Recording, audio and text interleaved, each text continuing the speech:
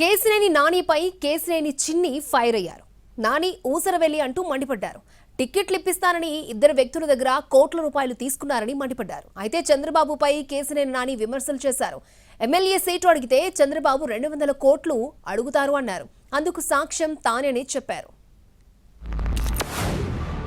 నువ్వు ముందు నుంచి కోవర్ట్ ఆపరేషన్ చేస్తున్నావు. నువ్వు కోర్టులో చేసావు, అంతకుముందు పార్లమెంట్ సమయంలో చేసావు, చంద్రబాబు గారు అరెస్ట్ సమయంలో చేసావు, అంతేకాకుండా ఢిల్లీలో లోకేష్ గారు ఉన్న సమయంలో కూడా కోవర్ట్ ఆపరేషన్ చేసావు. విజయవాడ వెస్ట్లో ఇద్దరి దగ్గర టిక్కెట్లు ఇప్పిస్తానని ఇద్దరు వ్యక్తుల దగ్గర, ఒకరి దగ్గర ₹1 కోటి, ఒకరి దగ్గర ₹4 కోట్ల తీసుకున్నారు.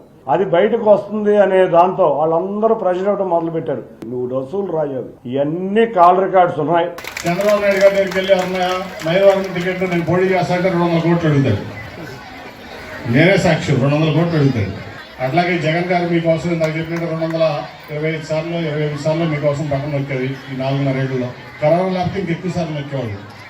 మళ్ళీ మీరు ఆయన అడిగేది ఏంటంటే, మీరు ఒక్కసారి పోలింగ్ బూత్కి వెళ్ళి 2 బటన్లు అక్కడ నా కోసం అన్నాడు, నొక్కరా?